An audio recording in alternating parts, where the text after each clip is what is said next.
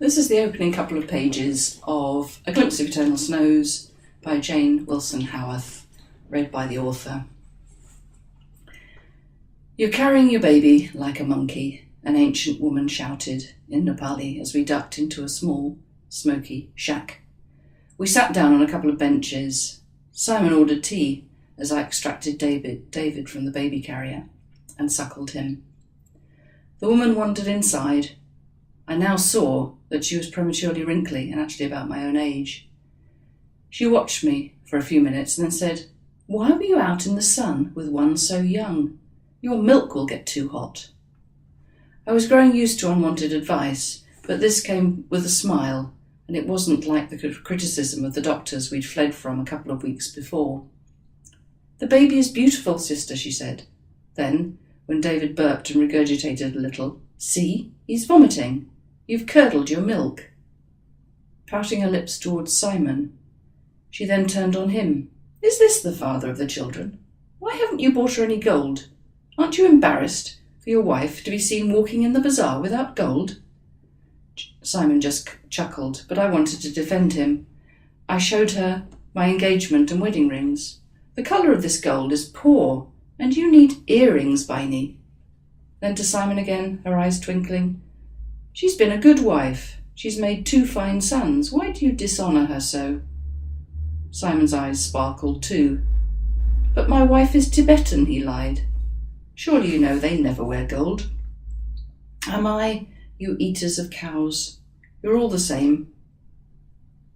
A scrawny cockerel with delusions of grandeur chased one of his harem noisily past us.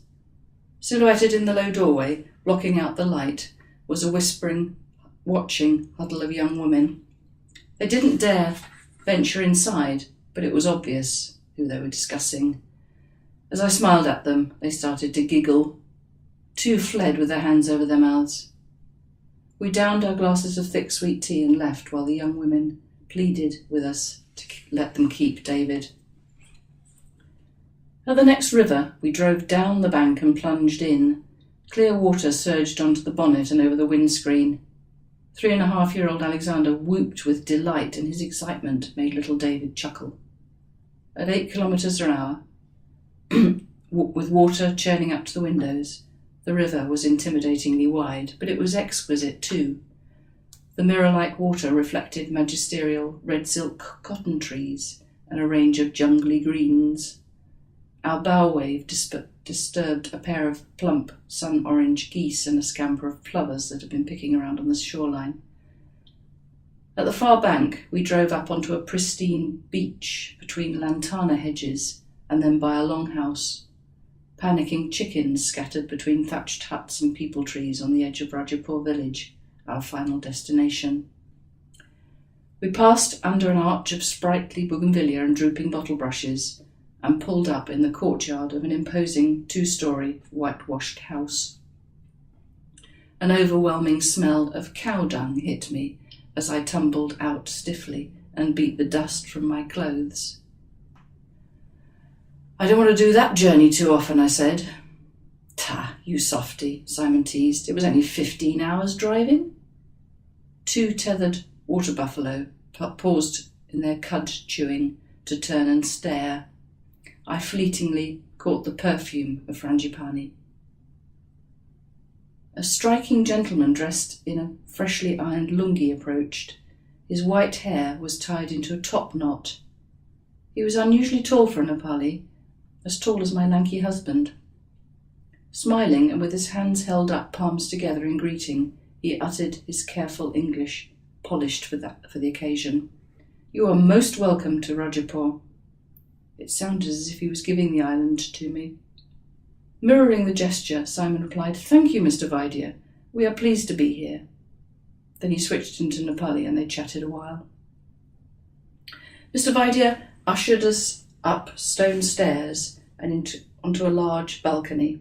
A relaxed, self-confident-looking man of 30-ish sat on the parapet. He wore new jeans, Nike trainers, and a carefully shaped moustache. "You've come. Everyone from the Department of Irrigation is waiting for you, Simon, sir.